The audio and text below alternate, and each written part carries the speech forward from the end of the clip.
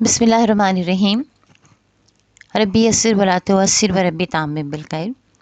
Allama Iqbal open university Islamabad, department of English language and applied linguistics, course compulsory English, code number 207, level matric SSC, semester autumn 2024, assignment number 2, unit number 4 to 6। आज हम इस assignment को solve करेंगे। Question number 1 है, in unit 4 you studied the characteristics of extrovert and introverts. Now write 10 sentences explaining whether you consider yourself an introvert or an extrovert and why. सवाल का मतलब समझा देती हूँ कि यूनिट नंबर 4 में आपने पढ़ा है एक्सट्रोवर्ट और इंट्रोवर्ट लोगों के बारे में। यानी एक्सट्रोवर्ट वो लोग जो कि खुले दिमाग के होते हैं या खुले मिजाज के होते हैं, और इंट्रोवर्ट जो कि थोड़े से अंदरूनी होते हैं, शर्मीले से होते हैं, ज़्यादा बातचीत लोगों से नहीं करते, सोशल नहीं होते, घुलते मिलते नहीं हैं। अब आपको लिखने हैं 10 जुमले अपने बारे में, ये जानकर कि आप इंट्रोवर्ट हैं या एक्सट्रोवर्ट हैं, और अगर आप समझते हैं कि आप इंट्रोवर्ट हैं तो क्यों हैं, और अगर एक्सट्रोवर्ट हैं तो क्यों हैं। तो इसको हमने आंसर किया है। पहले, I am an extrovert person because I possess following characteristic. मैं एक एक्सट्रोवर्ट पर्सन हूँ क्योंकि मेरे अंदर ये तमाम खूबियाँ पाई जाती हैं। Number A, gain energy from social interaction. मुझे ताकत मिलती है, एनर्जी मिलती है जब मैं सोशल इंटरेक्शन करता हूँ, लोगों से मिलता हूँ या मिलती हूँ। ये हेडिंग है। अब इसकी एक्सप्लेनेशन की एक लाइन है, I thrive in social setting and get energised by being around people. मुझे सोशल सेटिंग में बहुत चमक जाता हूँ, अच्छा हो जाता हूँ, और मुझे एनर्जी मिलती है जब मेरे अतराफ़ लोग मौजूद होते हैं। नंबर 2 या B, out going and talkative. मैं एक आउट गोइंग पर्सन हूँ और टॉकेटिव हूँ, बहुत बातूनी भी हूँ। I enjoy conversation and often initiate them. मैं गुफ्तगू करने को एंजॉय करता हूँ, मज़े लेता हूँ, मुझे अच्छा लगता है, और मैं अमूमन गुफ्तगू को इनिशिएट भी करता हूँ, यानी आगाज़ भी करता हूँ गुफ्तगू का। Number C, assertive and enthusiastic. Assertive यानी पॉजिटिव थिंकिंग वाला हूँ, इंथुजियास्टिक हूँ, जोशीला हूँ। I express my opinion confidently and I am passionate about my interest. मैं अपनी राय का बड़े एतमाद के साथ इजहार करता हूँ, और मैं बहुत जज्बाती भी हूँ, पैशनेट भी हूँ अपने इंटरेस्ट, अपनी पसंद की चीज़ों के बारे में, अपनी दिलचस्पियों के बारे में। D, enjoy being the centre of attention. मुझे अच्छा लगता है जब मैं मरकज़ निगाह हूँ, जब मैं तवज्जो का मरकज़ हूँ। I feel comfortable in the spotlight and enjoy entertaining others. मैं कंफर्टेबल फील करता हूँ, मतलब मैं परेशान नहीं होता हूँ, मैं बिल्कुल मुतमईन होता हूँ जबकि मैं स्पॉटलाइट में हूँ, यानी कि सारे लोग मेरी तरफ देख रहे हों या मैं नुमाया हूँ। And I enjoy entertaining others, और मुझे दूसरों के को एंजॉय करने में, दूसरों को एंटरटेन करने में मुझे अच्छा लगता है। Make friends easily. मैं बहुत आसानी से दोस्त बना लेता हूँ। I am skilled at building relationship and have a large social circle. मैं माहिर हूँ ताल्लुकात बनाने में, और मेरा एक बहुत बड़ा सोशल समाजी सर्कल है, समाजी ग्रो है या ग्रुप है। Prefer working in teams. मैं टीम में काम करने पर तरजीह देता हूँ। I enjoy collaboration and find group projects stimulating. मैं लोगों के साथ मिलकर काम करने में मुझे पसंद आता है, और मैं ग्रुप वर्क को आगे बढ़ाता हूँ, उसको मुझे अच्छा लगता है, मैं उसमें काम करना पसंद करता हूँ या एनर्जेटिक फील करता हूँ। नेक्स्ट है, एंजॉय ट्राइंग न्यू थिंग्स। यानी नई चीज़ों को ट्राई करने में मैं मज़ा लेता हूँ। I seek out new experiences and I am open to adventure. मैं तलाश करता हूँ नए तजुर्बात को, और मैं किसी भी एडवेंचर के लिए हमेशा रेडी होता हूँ, तैयार होता हूँ। Leaders, I often take on leadership roles and I am comfortable making decision. मैं लीडर के रोल को अच्छी तरह से लेता हूँ, यानी कि लीडर का बनना, किसी भी मामले में आगे बढ़ना, आगे बढ़ के काम करने को मैं बड़े मज़े से कर लेता हूँ और मैं फैसले भी ले लेता हूँ। Get bored easily one alone, बहुत जल्दी बोर हो जाता हूँ अगर अकेला होता हूँ। I like being in a company, मैं लोगों के साथ रहना पसंद करता हूँ। I do not like to stay alone, मुझे अकेले रहना पसंद नहीं है। स्किल्ड एट पब्लिक स्पीकिंग, माहिर हूँ लोगों के सामने बात करने में। I enjoy communicating with large groups and I M an effective public speaker, मैं बहुत ज़्यादा लोगों के साथ, बहुत सारे लोग, ज़्यादा लोग हों, मजमा हो लोगों का, उनके सामने बात करने में मुझे मज़ा आता है और मैं एक बहुत इफ़ेक्टिव यानी असर करने वाला पुरअसर पब्लिक स्पीकर हूँ। यानी लोगों के सामने जब मैं बात करता हूँ तो मेरी गुफ्तगू पर लोगों पर मेरी गुफ्तगू जो है वो असरअंदाज होती है। तो ये तमाम खूबियाँ जो हैं ये एक्सट्रोवर्ट लोगों में होती हैं, ऐसे लोगों में होती हैं जो कि खुले दिमाग के होते हैं या खुले मिजाज के होते हैं और वो लोगों के साथ अपनी अच्छी सी अपनी गुफ्तगू को बयान कर लेते हैं। सवाल नंबर 2 है, read the given sentences and underlines the contraction in each sentence. Then rewrite the sentences using the full uncontracted form. सवाल का मतलब है कि इन जुमलों को पढ़िए और अंडरलाइन कीजिए कॉन्ट्रैक्शंस को जो कि जुमले में हैं और फिर इन्हें दोबारा लिखिए बग़ैर कॉन्ट्रैक्शन के। तो पहले ये समझ लीजिए कि कॉन्ट्रैक्शन क्या होता है। अंग्रेज़ी ज़बान में अक्सर औक़ात ऐसा होता है कि जो सब्जेक्ट है उसके बाद जो आपके पास ऑक्सिलरी वर्ब अमूमन दिया जाता है तो उसको पूरा बोलने के बजाय जब उसको कहा जाता है तो आप उसका आखिरी लफ्ज़ कह देते हैं या आखिरी के 2 हर्फ जो होते हैं वो प्रोनाउंस कर देते हैं और कंप्लीट नहीं करते हैं। और अमूमन ये सिर्फ़ गुफ्तगू के दौरान होता है, यानी जब आप बात कर रहे हों किसी से, लेकिन जब आप लिख रहे हों तो आप कॉन्ट्रैक्शन का कभी भी इस्तेमाल नहीं करते हैं। जैसे कि इसकी मिसाल है, कॉन्ट्रैक्टेड फॉर्म है इट्स अ ब्यूटीफुल डे, जब और इसकी अनकॉन्ट्रैक्टेड फॉर्म क्या होगी, it is a beautiful day. तो इस जो है उसका आई आपने हटा दिया और इट के बाद आपने कॉमा लगाया, जिसको कि हम एफस्ट्रॉफी एस वाला कॉमा जो कहते हैं ना, जो ऊपर लगाते हैं। एक कॉमा होता है जो कि हम लाइन के पास लगाते हैं और एक होता है जो है कि हम हर्फ के ऊपर लगाते हैं।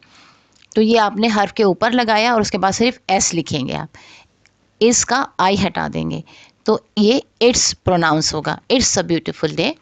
और जब अनकॉन्ट्रैक्टेड फॉर्म होगी तब उसमें कहेंगे it is a beautiful day. अब आइए एक्सरसाइज को देखते हैं और इसी के साथ साथ मैं आपको समझाती भी जाऊंगी, जो कि आपने सबक में भी पढ़ा होगा, लेकिन एक्सरसाइज में भी आपको ये अंदाज़ा हो जाएगा कि हमें ये कैसे करना है।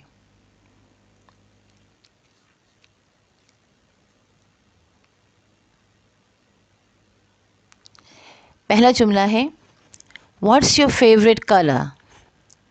व्हाट्स योर फेवरेट कलर, ठीक है। व्हाट्स WHAT, फिर उसके बाद कॉमा, वही टी के ऊपर कॉमा और फिर एस। इसकी अनकॉन्ट्रैक्टेड फॉर्म होगी what is your favourite colour. तो इस जो है उसका आई हटाया और व्हाट्स स साउंड आ गया यहाँ पर। नंबर 2 है, we will be there on time. Contracted form है will be there on time. We will be there on time, uncontracted इसकी फॉर्म है। तो आपने विल का W और I हटा दिया और आखिरी के 2 L जो हैं वो V के साथ लगा दिए और वही E के ऊपर आपने एक कॉमा लगा दिया। हल्का सा स्लैश समझ लीजिए, फुल कॉमा नहीं होता, हल्का सा स्लैश ऐसा बना दीजिए, ज़रा सा गोल सा करके कॉमे की तरह का छोटा सा बना दिया आपने, तो वो आपका कॉन्ट्रैक्टेड फॉर्म बन जाएगा। Then you are going to enjoy the movie, आपके पास नेक्स्ट है you are going to enjoy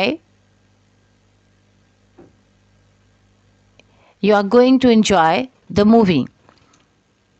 uncontracted form होगी you are going to enjoy the movie। Again R का ए हटाया, ARER का ए हटाया और RE रहने दिया और यू का जो YOU का जो यू है उसके ऊपर आपने कॉमा लगा दिया। नंबर 4 है, they are going to the party this weekend। Uncontracted form है they are going to the party this weekend.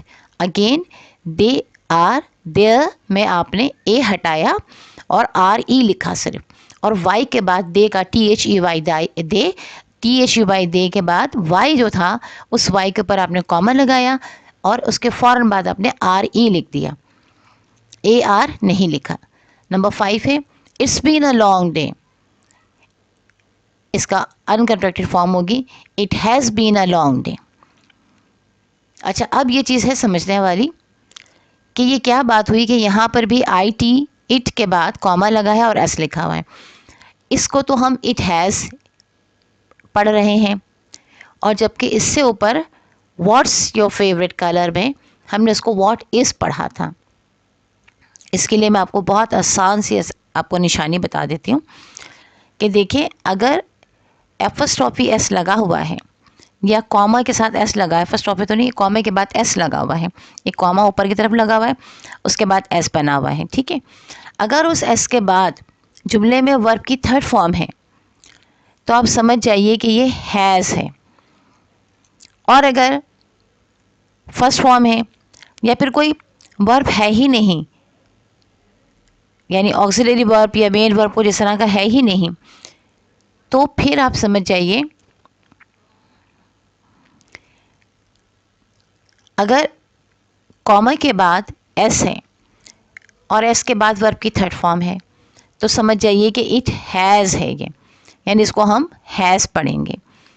लेकिन अगर कॉमा के बाद एस है और उसके बाद आपको पूरे जुमले में कहीं पर भी वर्ब की थर्ड फॉर्म नज़र नहीं आ रही है तो इसका मतलब है वो इज़ है। तो इस तरह आप इसे पहचान सकते हैं। जैसे व्हाट्स योर फेवरेट कलर में what is your favourite colour है, जबकि it's been a long day इसमें it has been a long day, ठीक है। नंबर 6 है he will finish the project by tomorrow.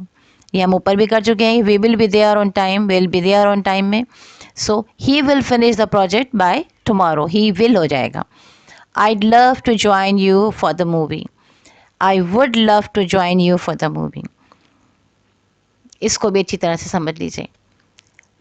जब I के बाद कॉमा होगा और D लिखा होगा और उसके बाद आप D के बाद देखिएगा कि वर्ब की फर्स्ट फॉर्म है, तो इसका मतलब है कि ये would है।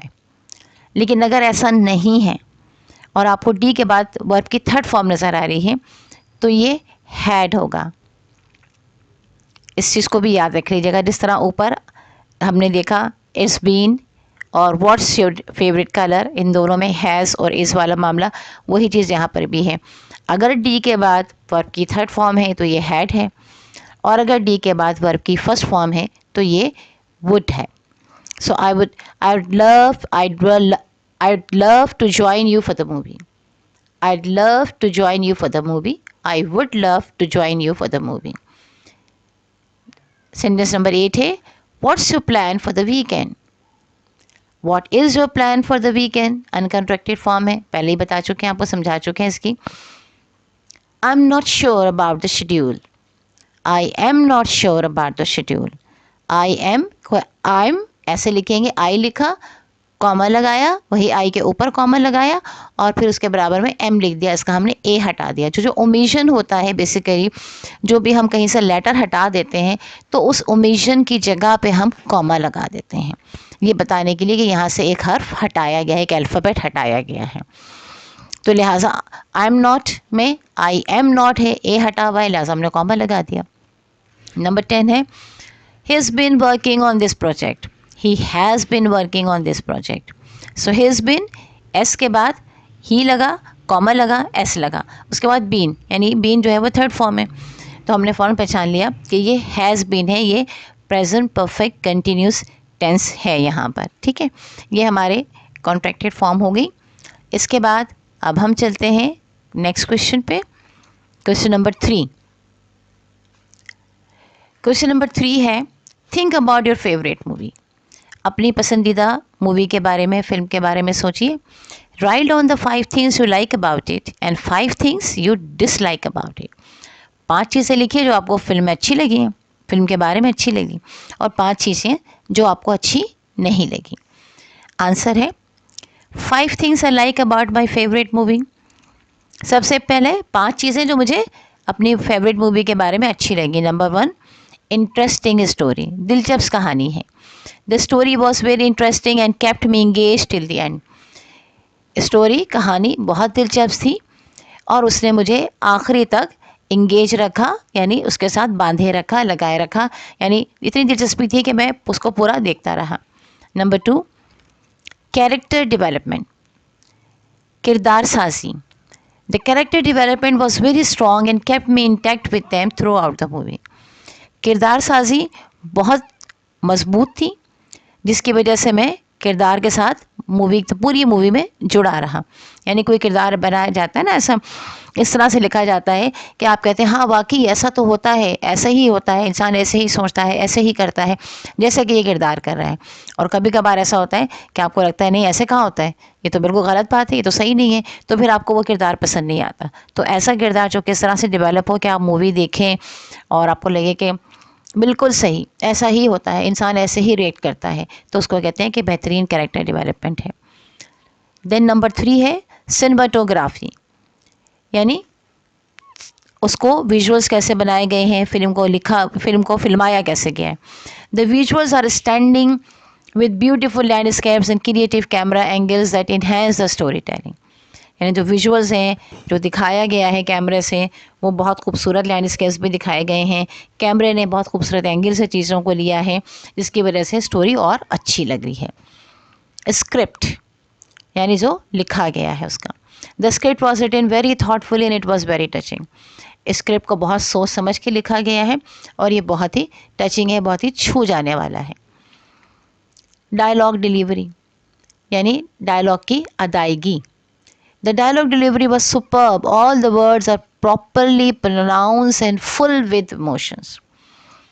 डायलॉग डिलीवरी बहुत अच्छी थी, बहुत ज़बरदस्त लिखी हुई थी और तमाम अल्फाज बहुत सही प्रोनाउंस किए गए थे और उनमें जज्बात से भरपूर थे।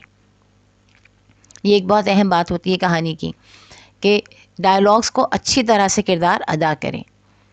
अच्छा जी, अब है 5 things I dislike about my favourite movie. 5 चीज़ें जो मुझे अपनी मूवी में अच्छी नहीं लगी। ये बात याद रखिएगा कि कोई भी मूवी, कोई भी चीज़ आप देखते हैं तो वो 100% आपको कभी भी अच्छी नहीं लगती। कहीं ना कहीं कोई ना कोई चीज़ उसमें ऐसी होती है जो आपको थोड़ी सी इरिटेट करती है। आप कहते हैं नहीं ये अगर ऐसा हो जाता तो बहुत अच्छा होता। तो इसी तरह इसमें भी है। Like number 1, loud background music. जो बैकग्राउंड म्यूज़िक है, जो पीछे से जो म्यूज़िक बज रहा है वो बहुत ऊंचा था। ये अक्सर व बेशतर ऐसा होता है कि मूवी में पीछे म्यूज़िक इतना तेज़ होता है कि जो आपको पसंद नहीं आता। The background music was too loud sometimes and distracting from the scene. Background music कभी कभार बहुत ऊंचा हो रहा था और वो फिर हमें सीन से डिस्ट्रैक्ट कर रहा था, हटा रहा था। नंबर 2 है इलॉजिकल हैपनिंग। इलॉजिकल हैपनिंग यानी जो कि चीज़ें लॉजिकल ना हो, जो कि ऐसी हों कि जो कि इसकी कोई मंतक ही ना बनती हो। Some of the scenes were illogical. कुछ सीन्स जो हैं वो इलॉजिकल थे, यानी कि आपको देख के लगे कि ऐसा तो होता ही नहीं है, ऐसा तो नहीं होना चाहिए, या ऐसा तो होता नहीं है। फिर है प्रिडिक्टेबल ट्विस्ट। ऐसा ट्विस्ट कहानी में, ऐसा मोड़ कि जो कि आप खुद ही प्रेडिक्ट कर लें कि अब ऐसा होने वाला है, तो उसमें ये मज़ा नहीं आता है। कोई चीज़ ऐसी हो ना कि अचानक नई सी आए, तब मज़ा आता है। Some of the happenings were predictable that were breaking the suspense. कुछ हैपनिंग्स, कुछ वाक़यात ऐसे थे जो कि प्रेडिक्टेबल थे, जो हम पहले से प्रेडिक्ट कर सकते हैं, पहले से निशानदेही कर सकते हैं, पेशन गोई कर सकते थे जिनकी, जिसकी वजह से सस्पेंस ख़त्म हो रहा था। सपोर्टिंग कैरेक्टर्स, हर फिल्म में, हर ड्रामे में सपोर्टिंग कैरेक्टर्स भी होते हैं हीरो हीरोइन के अलावा, मेन कैरेक्टर्स के अलावा। Supporting characters were not well developed, however they were not affecting the story very much. Supporting characters पर बहुत ज़्यादा अच्छे से नहीं बयान किया गया था, वो ज़्यादा अच्छे से डेवलप नहीं हुए थे। बहरहाल वो स्टोरी पर कोई ख़ास असर भी नहीं डाल रहे थे। Colloquial language, the use of colloquial language hinders the understanding of the plot properly. Colloquial language जो आम स्ट्रीट लैंग्वेज है या आम लैंग्वेज कभी बोली जाती है, जो बहुत ज़्यादा सोफिस्टिकेटेड फाइन किस्म की लैंग्वेज नहीं होती, कभी कभार हम उस लैंग्वेज से को जानते भी नहीं हैं कि वो कैसी लैंग्वेज है। तो ऐसे में ये होता है कि फिर हमारी समझ में नहीं आ रहा होता है कि ये अल्फाज, ये क्लोइकल अल्फाज जो हैं ये पुराने ज़माने में बोले जाने वाली बात है या बहुत ही गाढ़ी किस्म की समझ लीजिए अंग्रेज़ी या उर्दू, तो वो फिर समझ नहीं आती है, तो वो हिंड्रेंस होती है। तो वही बात कि क्लोइकल लैंग्वेज जो थी वो समझ में नहीं आ रही थी, जिसकी वजह से थोड़ा सा प्रॉब्लम रहा। अब आ जाइए क्वेश्चन नंबर 4 पे। In the following paragraph about a visit to Islamabad, different parts of his speech specifically look for nouns, verbs, adjectives, pronouns, prepositions, conjunctions and interjection. अभी आपसे कह रहे हैं कि जनाब एक पैराग्राफ आपको दिया गया है, आपने इसमें खासकर noun, verb, adjective, pronoun, preposition, conjunction और इंटरजेक्शन अलग करके लिखने हैं। सबसे पहले मैं आपके लिए पैराग्राफ पढ़ देती हूँ। During a recent visit to Islamabad, we joyfully explored the city's diverse cultural attraction. The Faisal Mosque, with its grand architectural design, left us in complete awe. As we strolled through the well-maintained parks, the Maghra Hills provide a breathtaking and picturesque backdrop. We heartily savored the local cuisine, enjoying the spicy and flavorful dishes. At night, the cityscapes, brightly illuminated with colorful lights, creating mesmerizing and unforgettable view. Wow! Excitedly exclaimed as we gazed at the enchanting and breathtaking skyline. During a visit to Islamabad, during a recent visit to Islamabad, Islamabad के एक हालिया दौरे में, we joyfully explored the city's diverse cultural attraction. हमने बहुत अच्छे से explore किया, देखा या उसको हमने नया मालूम किया उसके कल्चरल अट्रैक्शन को। इस्लामाबाद के हालिया विज़िट में हमने बहुत खुशी के साथ इस्लामाबाद के कल्चरल अट्रैक्शन को दरियाफ़्त किया।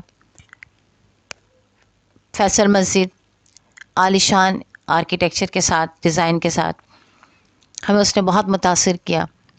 और जब हम टहलते हुए हमने वेल मेंटेन, अच्छे से बने हुए, बहुत ख्याल किए हुए पार्क्स देखे, मार्गरा हिल्स देखी और हमने हमारी सांसों को रोक देने वाले जो मनाजिर देखे और मार्गरा हिल से नीचे का जो रास्ता है वो देखा और वहाँ के जो मज़ेदार खाने खाए, उन तमाम चीज़ों ने, और रात को हमने जो सिटी को देखा, शहर को जगमगाता हुआ देखा, इन तमाम चीज़ों ने हम पर बहुत अच्छा असर किया और हमें महबूब कर दिया और वो हमारे लिए एक नाकाबिले फरामोश हमारे लिए एक वो विज़िट रहा जिसके लिए हम बहुत बेइंतहा खुश हुए और हर मंज़र ने हमें बहुत अच्छा किया। ये मैंने आपको एक थोड़ी सी समरी इसकी बता दी है, वर्ड टू वर्ड ट्रांसलेशन नहीं किया है। अब इसके आंसर पे आ जाइए। अच्छा जी, पार्ट्स ऑफ स्पीच में इसमें पहले नाउन्स, तो नाउन्स हमारे पास हैं visit, Islamabad, attractions, mosque, design, awe, AWE awe, parks, hills, dishes, backdrops, cuisine, cityscapes, lights, views, skyline. फिर वर्ब्स हैं explored, is, strolled, provide, savored, enjoying, illuminated, creating, exclaimed, gazed. Adjectives हैं recent, diverse, grand, architectural, well maintained, breathtaking, picturesque, local, spicy, flavorful, colorful, mesmerizing, unforgettable, enchanting. Pronouns हैं are, we, its. Prepositions during, to, through, at. Conjunctions and as. Interjection wow. इसके बाद question number 5 है write the comparative and superlative forms of the following adjectives and then write a paragraph by using either the comparative or superlative form of these adjectives. ये 20 number का सवाल है। Adjectives है आपके पास toll, इसकी comparative degree होगी taller और superlative होगी टॉलेस्ट। अच्छा, ये 3 डिग्रीज का तो आपको पता होगा कि एडजेक्टिव हम किसी एक शख्स के लिए इस्तेमाल करते हैं और या किसी एक चीज़ के लिए इस्तेमाल करते हैं। और जब हमें दो में मुकाबला करना हो तो हम कंपैरेटिव डिग्रीज़ की इस्तेमाल करते हैं। और जब हमें बहुत सारों में से किसी को बताना हो तो फिर हम जो है वो सुपरलेटिव डिग्री इस्तेमाल करते हैं। और अमूमन सुपरलेटिव डिग्री से पहले आता है द। तो टॉल का होगा टॉलर और सुपरलेटिव होगी टॉलेस्ट। हैप्पी का होगा कंपैरेटिव हैप्पियर, सुपरलेटिव होगी हैप्पीएस्ट। ब्यूटीफुल का कंपैरेटिव होगा मोर ब्यूटीफुल और सुपरलेटिव होगा मोस्ट ब्यूटीफुल। स्मार्ट का कंपैरेटिव होगा स्मार्टर और सुपरलेटिव होगा स्मार्टेस्ट। एडजेक्टिव फ्रेंडली, फ्रेंडली का कंपैरेटिव होगा फ्रेंडलियर और सुपरलेटिव होगा फ्रेंडलीएस्ट। स्ट्रॉन्ग का कंपैरेटिव होगा स्ट्रॉन्गर, सुपरलेटिव होगा स्ट्रॉन्गेस्ट। डिलीशियस का कंपैरेटिव होगा मोर डिलीशियस और सुपरलेटिव होगा मोस्ट डिलीशियस। बिजी का कंपैरेटिव होगा बिजियर या बिजीएस्ट और सुपरलेटिव होगा बिजीएस्ट। ओल्ड का कंपैरेटिव होगा ओल्डर और सुपरलेटिव होगा ओल्डेस्ट। क्रिएटिव का कंपैरेटिव होगा मोर क्रिएटिव और सुपरलेटिव होगा मोस्ट क्रिएटिव। इसके बाद इन्हीं अल्फाज को हमने इस्तेमाल किया है पैराग्राफ में।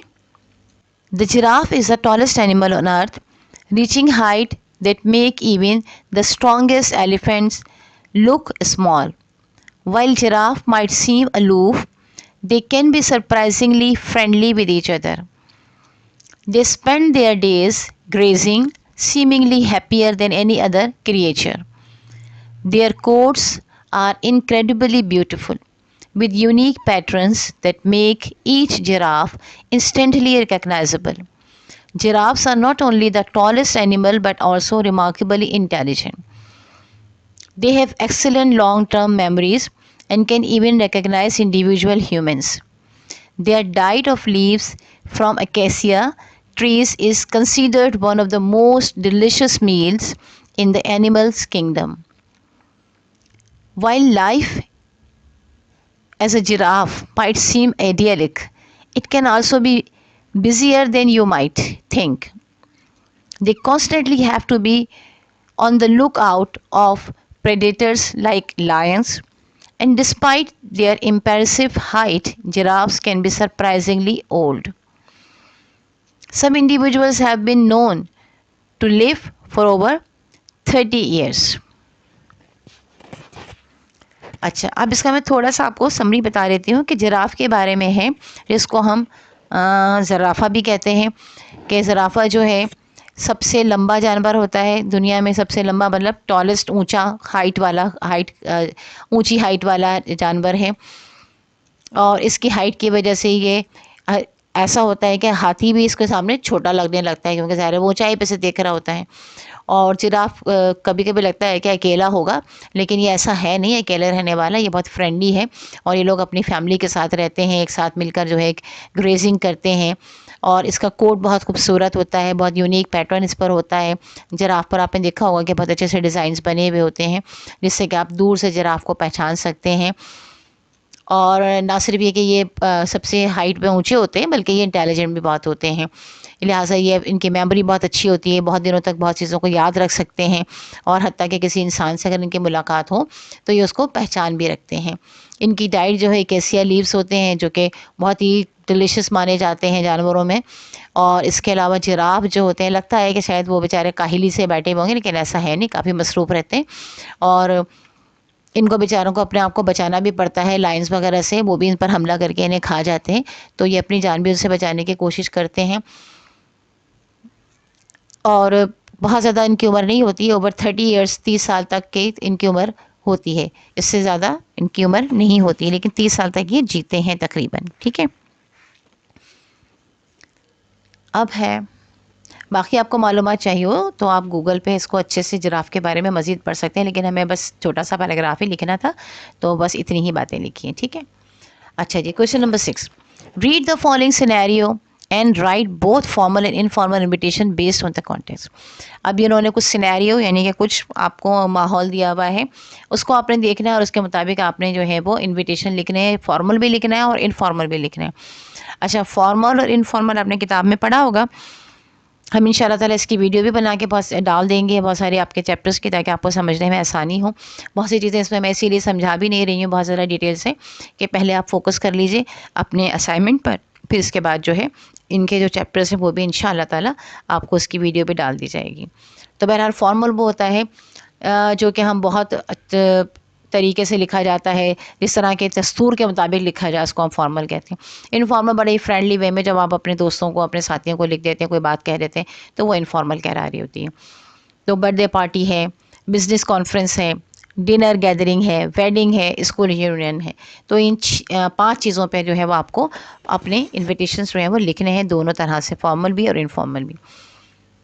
तो आइए सबसे पहले लिखते हैं बर्थडे पार्टी का इनफॉर्मल इनविटेशन। जब आप इनफॉर्मल इनविटेशन लिखेंगे तो पहली लाइन में आप लिखेंगे है फ्रेंड्स, फ्रेंड का नाम लिख दीजिए। अगर आपके दोस्त का नाम अली है, मुर्तज़ा है, आमना है, सूबिया है, जो भी नाम है वो आपने लिख दिया है कि है आमना, हाय आमना, ऐसे। उसके बाद दूसरे लाइन में आप लिखेंगे you won't believe what I am about to tell you, I am turning a year older and I am throwing a party to celebrate, I would love for you to come and join the fun. तो आप देखें कितने casual अंदाज में लिखा है ना, ये तुम्हें यकीन नहीं आएगा कि मैं तुम्हें क्या बताने वाली हूँ। मैं 1 साल बड़ी हो गई हूँ और मैं इसको सेलिब्रेट कर रही हूँ, और मुझे बहुत खुशी होगी, मुझे बहुत अच्छा लगेगा अगर तुम मेरी दावत में आओ और इन्जॉय करो। फिर इसके नीचे एक लाइन आप छोड़ेंगे, दूसरी लाइन में आप लिख देंगे डेट जिस दिन आपने पार्टी देनी है वो लिखेंगे। फिर टाइम, जिस टाइम पर आप बुलाना चाहते हैं, आपकी पार्टी सुबह की है, दोपहर की है, शाम की है, वो टाइम ही लिख दीजिएगा। और फिर प्लेस, जिस जगह पर आप अपनी पार्टी कर रहे हैं वो लिखेंगे। ठीक है, ये तो आपका हो गया इनफॉर्मल इन्विटेशन। अब आ जाइए बर्थडे पार्टी का फॉर्मल इन्विटेशन। अब फॉर्मल इन्विटेशन में पहली लाइन में आप लिखेंगे डियर फ्रेंड्स, उसके बाद सेमी कॉलन लगाएंगे। सेमी कॉलन यानी एक खड़ी लाइन खींचिए आपने और उसके नीचे छोटा सा एक फुल स्टॉप बना दिया, तो ये आपका बन जाएगा। दूसरी लाइन में आप लिखेंगे you are cordially invited to celebrate my birthday with me, यानी कि आपको दिल से दावत दी जाती है कि आप मेरी बर्थडे के सेलिब्रेशन में, उसके मनाने में आएँ। देयर विल बी, इसके बाद आप मेंशन अ फ्यू की details, for example refreshment, music, games, जो भी आप अपने इस पर रखना चाहेंगे वो आप लिख दीजिए, तो ये आपका इन्विटेशन बन जाएगा। फिर उसके बाद नेक्स्ट लाइन में आप लिखेंगे डेट ऑफ पार्टी, उससे नीचे टाइम लिखेंगे, टाइम ऑफ पार्टी लिखेंगे, और उससे नीचे लोकेशन या वेन्यू भी लिख सकते हैं आप, इसकी जगह पर आप लफ्ज़ चाहें तो लफ्ज़ वेन्यू भी लिख सकते हैं। फिर उससे नीचे लाइन में आप एक पास रूल लिखेंगे प्लीज़ RSVP बाय, इसमें आप डेट लिखिए कब तक, टू फ़ोन नंबर लिख दीजिए, अपना ईमेल एड्रेस लिख दीजिए, ताकि आपको बताया जाए, आपको रिस्पांस दिया जाए कि वो आ रहे हैं या नहीं आ रहे हैं, ताकि उसी हिसाब से आप अपनी दावत में इंतज़ामात रखें। नेक्स्ट लाइन में लिखेंगे I look forward to celebrating with you, यानी कि मैं ख्वाहिश रखता हूँ या मैं चाहता हूँ कि आपके साथ में अपनी सालगिरह को मनाऊँ, यानी कि आप आएँ तो मुझे अच्छा लगेगा। उससे नीचे लाइन में लिखेंगे सिंसियरली, कॉमा लगाएंगे, उसके बाद अपना नाम लिख देंगे, और ये आपका इनविटेशन कंप्लीट हो गया। इसके बाद आ जाइए बिजनेस कॉन्फ्रेंस के इनविटेशन पे। सबसे पहले हम करेंगे फॉर्मल इनविटेशन। डियर कुलीग, यानी डियर लिखा आपने DEAR, उसके बाद जिस भी साथी को आप कॉन्फ्रेंस में बुलाना चाहते हैं उसका नाम लिखा, कॉमा लगाया। नेक्स्ट लाइन में हम लिखेंगे on behalf of your company name, अपनी कंपनी का नाम लिखेंगे। On behalf of XYZ company कर लीजिए। On behalf of XYZ company I cordially invite you to attend the conference. IT conference हो सकती है ये वर्क, और या ये टेक्सटाइल कॉन्फ्रेंस हो सकती है, किसी भी मौजू पर हो सकती है, तो आप उस कॉन्फ्रेंस का नाम आप लिख सकते हैं। A prestigious business conference focusing on, उसके बाद आप लिखेंगे फिर ब्रैकेट में कॉन्फ्रेंस का टॉपिक, हर कॉन्फ्रेंस का कोई ना कोई टॉपिक होता है। The conference will be held at, location लिखी आपने, ऑन डेट लिखी, फ्रॉम के बाद टाइम लिखा, टू एंड टाइम, यानी कितनी देर की होगी, सुबह से शाम तक की होगी, 2 दिन की होगी, 3 दिन की होगी, ये भी हो सकता है ना, तो आपने वो तमाम चीज़ें लिख दी। फिर नेक्स्ट पैराग्राफ में आप आए, This event will bring together industry leaders, experts and innovators to discuss the latest trend, challenges and opportunities in, फिर आपने कॉन्फ्रेंस का टॉपिक लिखा, We believe your insight and expertise will be invaluable to the discussions and networking opportunities. तो अब समझ लीजिए कि ये आप एक आईटी के बारे में लिख रहे हैं, तो लिहाजा से कहा जा रहा है कि जनाब बहुत सारे इंडस्ट्री के लीडर्स होंगे, एक्सपर्ट्स लोग होंगे, कुछ चीज़ों को नया समझने वाले बनाने वाले लोग होंगे, तो इनमें आप भी अगर शामिल होंगे और आपकी भी आइडियाज़ मिलेंगे तो बहुत अच्छा रहेगा। नेक्स्ट पैराग्राफ में लिखेंगे आप, द कॉन्फ्रेंस एजेंडा इंक्लूड्स, उसके बाद जो भी पॉइंट्स आप लिखना चाहते हैं की पॉइंट्स वो आप लिख दीजिए। की नोट स्पीच, यानी कि कॉन्फ्रेंस में कौन कौन लोग आएंगे, कौन किस किस की स्पीच होगी, इस तरह की बातें जो है हम पॉइंट वाइज लिख देते हैं। Then we encourage you to participate actively and share your valuable perspective, यानी कि हम आपको इनकरेज करेंगे, हम चाहेंगे कि आप ज़रूर आएँ और आप अपना पर्सपेक्टिव हमें बताएं। नेक्स्ट लाइन में लिखेंगे, प्लीज़ RSVP बाय, फिर वही date, by replying to this email और contact your name at your contact information, यानी आपने RSVP डेट में अपनी डेट लिखनी है कि किस तारीख तक के आपको जवाब दे दिया जाए। उसके बाद योर नेम जहाँ लिखा हुआ है, यानी by replying to this email और कॉन्टैक्टिंग, आप अपने ब्रैकेट में अपना नाम लिखना है या उस शख्स का नाम जिस शख्स से के कॉन्टेक्ट करके बताया जा सकता है कि भाई फ़लाँ शख्स जो है उसको आप बता दिया करें, तो ये वो इंतज़ाम करने वाला शख्स है, ठीक है। एट योर कॉन्टैक्ट इन्फॉर्मेशन, अपना भी कॉन्टैक्ट, अपना कॉन्टैक्ट इन्फॉर्मेशन बताइए किस नंबर पर बताया जाए, किस ईमेल एड्रेस है तो ईमेल एड्रेस लिख दीजिए कि इस ईमेल एड्रेस पर जो है इन्फॉर्म कर दिया जाए कि आप तशरीफ़ ला रहे हैं या नहीं ला रहे हैं। देन नेक्स्ट टाइम में आप लिखेंगे, we look forward to your participation in this exciting event, फिर उसके बाद नेक्स्ट टाइम में आप लिखेंगे सिंसियरली, और फिर अगेन उसके बाद अपना नाम लिखेंगे, अपना टाइटल लिखेंगे और अपनी कंपनी का नाम लिखेंगे, ठीक है। ये तो आपका हो गया फॉर्मल इन्विटेशन। इसके बाद है आपका इनफॉर्मल इन्विटेशन, तो उसमें आप सब्जेक्ट की हेडिंग डालेंगे, फिर लिखेंगे you are invited to conference, you are invited to लिखा, फिर उसके बाद आप कॉन्फ्रेंस का नाम लिखेंगे, like IT conference for example मैं आपको बता रही हूँ। अच्छा, ये इस तरह से मैंने यहाँ पे तो आपको एज ए टेम्पलेट दिया हुआ है क्योंकि आपको ऐसे ही लिखना है, लेकिन इसको फुली कंप्लीट फॉर्म पे भी मैं इंशाल्लाह ताला आपको इसकी वीडियो भी बना के डाल दूँगी ताकि आपको और अच्छे से समझ में आ जाए। देन नेक्स्ट लाइन में आप लिखेंगे है कुलीग, है, उसके बाद कुलीग का नाम, अपने साथी का नाम, आमिर, आसिफ, जो भी आपने नाम लिखना हो, सबा, रेहाना, फरजाना, जो भी नाम लिखना हो वो आप लिख दीजिए। देन नेक्स्ट पैरा कॉमा लगा दीजिए उसके नाम के बाद। देन लिखिए I wanted to personally invite you to the conference, I wanted to personally invite you to the लिखा, उसके बाद कॉन्फ्रेंस का नाम लिखे, IT conference, happening at, location लिखें कराची, लाहौर, जहाँ पे भी हो रही है, ऑन, डेट लिखिए 12, 13, 15, 16, जो भी जिस तारीख को हो रही है, from, start time 9 AM to 5 PM, usually जो कॉन्फ्रेंसेस होती हैं 9 to 5 भी हो रही होती हैं, 3 to 5 भी हो रही होती हैं, लेकिन ज़्यादातर जो बड़ी कॉन्फ्रेंसेस होती हैं वो 9 to 5 होती हैं, यानी कि पूरे डे की ही कॉन्फ्रेंस होती है। फिर नेक्स्ट पैराग्राफ में लिखिए this conference will be a great opportunity to mention, अब आपने ये लिखने के बाद आप लिखेंगे इस mention specific benefits, for example network with industry leaders, learn about the latest trends, share your expertise, जो हमने इससे ऊपर लिखा हुआ था इन फॉर्मल में, जो हमने लिखा हुआ है ना, 2-4 लाइंस लिखी हुई हैं कि आपको टेक्सटाइल इंडस्ट्रीज़ के लोगों से, एक्सपर्ट से मिलकर आपको खुशी होगी, तो वो तवारी बातें आप यहाँ लिख सकते हैं। देन नेक्स्ट पैराग्राफ आप लिखेंगे देयर विल बी, फिर आप इसके बाद लिखेंगे जो भी एजेंडा है कि क्या क्या चीज़ें होंगी, कौन कौन से लोग आएंगे, कौन कौन उस पर बात करेंगे, वो आपने की एजेंडा लिख दिया। I think you would really enjoy it, और फिर बाद में लिखा मुझे यकीन है कि तुम इसे बहुत पसंद करोगे। नेक्स्ट लाइन में आप लिख रहे हैं let me know if you are interested, मुझे बता दो अगर तुम इसमें इंटरेस्टेड हो, फिर वही RSVP डेट लिख दीजिए, ठीक है, RSVP, यानी कि मुझे आप बताइए कि आप जो है वो आ रहे हैं या नहीं आ रहे हैं। देन नेक्स्ट लाइन में आपने लिखा बेस्ट, नीचे लिखा कॉमा लगाया, फिर नीचे लिखा अपना नाम, तो ये आपका इनफॉर्मल इन्विटेशन अपने दोस्त को कॉन्फ्रेंस का कंप्लीट हो गया। अब आ जाइए डिनर गैदरिंग। इनफॉर्मल इन्विटेशन क्या होगा डिनर गैदरिंग का, है नेबर का नाम लिखिए, mister John, mister Asif, mister Akmal, जो भी नाम लिखना है कॉमा लगा दीजिए।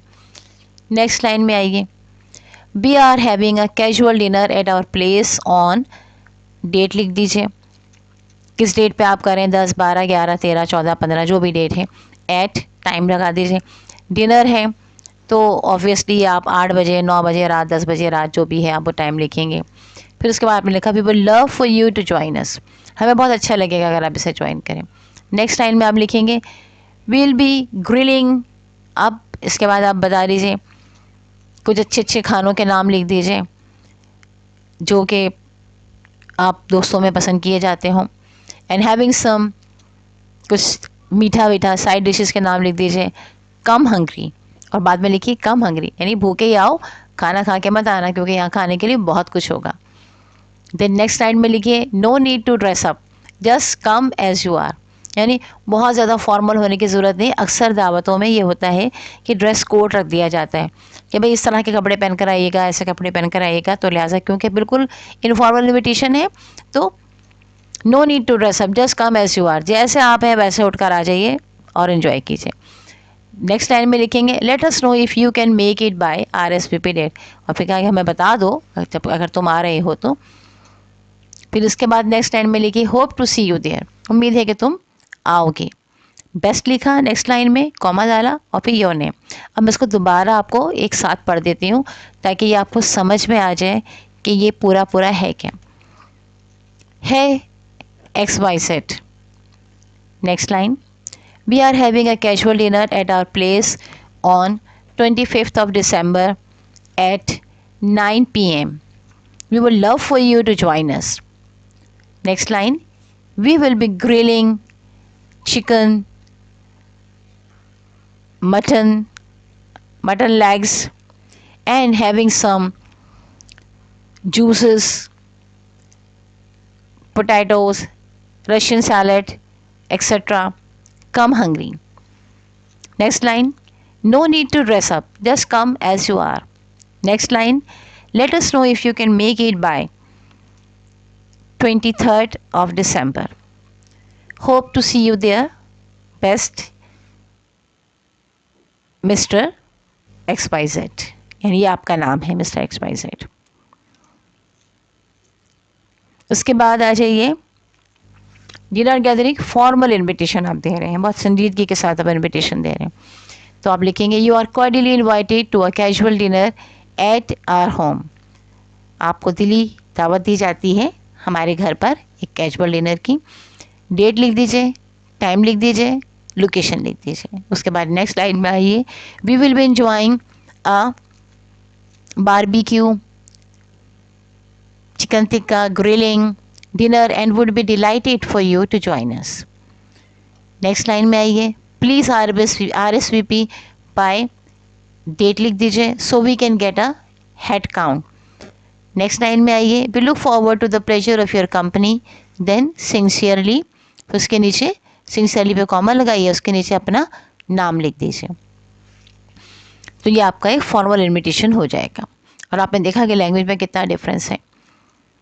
अब आ जाइए वेडिंग के इनविटेशन पे। फॉर्मल इनविटेशन में सबसे पहले आप अपना नाम लिखेंगे और अपने पार्टनर का नाम लिखेंगे, यानी जिससे कि एक शख्स जिसकी शादी हो रही हो, यानी दुल्हा दुल्हन का नाम।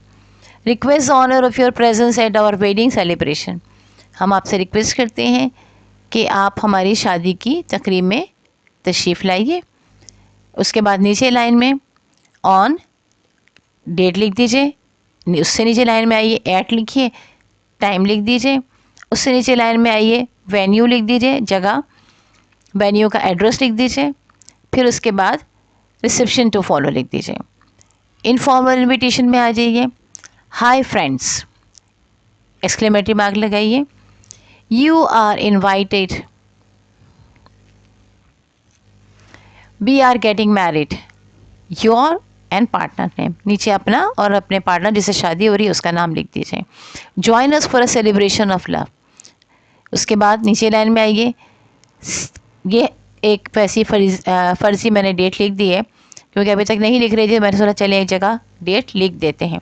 Saturday December 28, 2024 7 PM in the evening. ठीक है, एक पहली लाइन में सैटरडे कॉमा December 28, 2024, दूसरी लाइन में 7 PM इन द इवनिंग, उससे नीचे लाइन में RSVP बाय 26 दिसंबर, 28 को शादी है तो ज़ाहिर है 26 तक आपको इतना मिल जानी चाहिए कि वो आपके मेहमान आ रहे हैं या नहीं आ रहे हैं।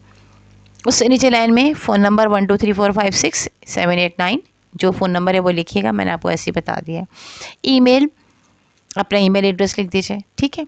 इसके बाद आ जाइए आपका जो नेक्स्ट क्वेश्चन है स्कूल रीयूनियन वाला। तो जनाब स्कूल की रीयूनियन होगी, यानी तमाम दोस्तों ने दोबारा से मिल के बैठना है, एक दूसरे से बातें कर रही हैं। तो उसका फॉर्मल इन्विटेशन में पहले आप अपना नाम लिखेंगे, उसके बाद लिखेंगे इनवाइट यू टू आ, के बाद नेक्स्ट लाइन में class of year of graduation, जिस साल आपने इम्तिहान पास किया है ज़ाहिर उसी साल के आप अपने दोस्तों को लेना चाहेंगे, तो उसका ईयर लिख दीजिएगा। Reunion class of like class of 2023 reunion, class of 2022 reunion, ठीक है।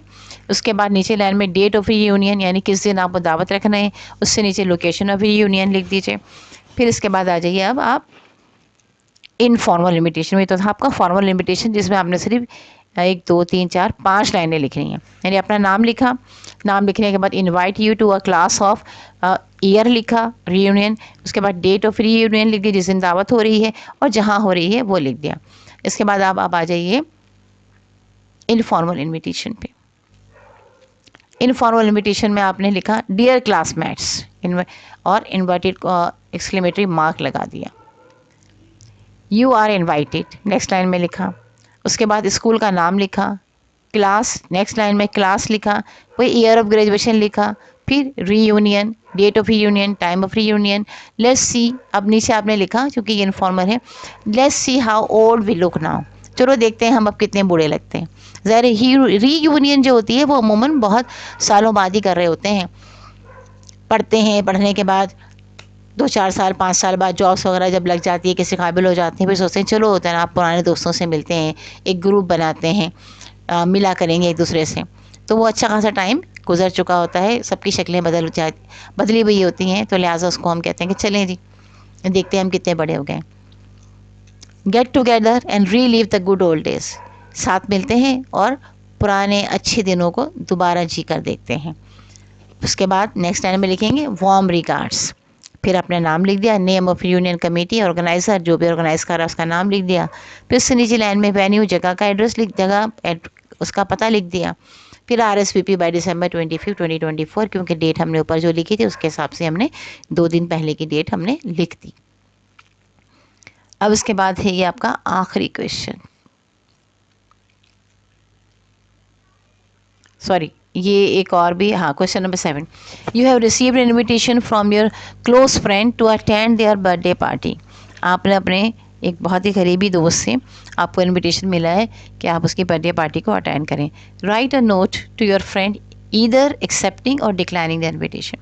अब आपके पास ये चॉइस है कि चाहे तो आप ऐसा नोट लिखें कि हाँ आप उसकी सालगिरह में जा रहे हैं और आपको बड़ी खुशी हुई है कि उसने आपको दावत दी है, या फिर आप डिक्लाइन कर रहे हैं कि सॉरी मैं किसी वजह से नहीं आ सकता हूँ। हमने यहाँ पर डिक्लाइनिंग इन्विटेशन लिखा है, ठीक है, यानी कि हम इनकार कर रहे हैं कि हमारी अपनी मसरूफियत है जिसकी वजह से हम नहीं आ सकते हैं। तो ये आप ऐसे लिखेंगे, लाइक हमने फ़र्ज़ी नाम रखा है कि आप अपने दोस्त का नाम जो है आपके अली है, डियर अली, नीचे हमने कॉमा लगा दिया। Thank you so much for the invitation to your birthday party, सबसे पहले शुक्रिया अदा करेंगे कि आपने हमें बर्थडे पार्टी में बुलाया। I am so sorry that I won't be able to make it due to my niece first birthday on the same date and time, मैं बहुत माजरत चाहता हूँ कि मैं तुम्हारी बर्थडे में नहीं आ सकूँगा क्योंकि उसी दिन मेरी भतीजी या भांजी की बर्थडे, पहली बर्थडे है, सेम डेट और सेम टाइम पे। I am really disappointed to miss out on celebrating with you, तो मुझे वाकई बहुत अफसोस होगा कि मैं तुम्हारे साथ सालगिरह में शरीक नहीं हो सकता। I hope, next paragraph, next line में हम लिखेंगे I hope you have a wonderful birthday filled with Joy and laughter, मैं उम्मीद करता हूँ कि तुम्हारी बर्थडे बहुत अच्छी होगी, खुशियों से भरी हुई होगी। I will be thinking of you, मैं तुम्हारे बारे में सोचूंगा। Warmly your friend XYZ। ये आपका हो गया लास्ट क्वेश्चन, इसमें क्या आपने डिक्लाइनिंग की है। हमारी तरफ से बहुत सारी दुआएं आपके लिए, अल्लाह ताला आपको कामयाबी अता फरमाए और आपके लिए चीज़ों को आसान करें, आमीन सुम्मा आमीन। नेक्स्ट वीडियो तक बने रहिएगा। इंशाल्लाह ताला नेक्स्ट वीडियो में बहुत सारी चीज़ें जो कि आपके यहाँ असाइनमेंट में दी गई हैं, इसको बारी बारी एक्सप्लेन करेंगे।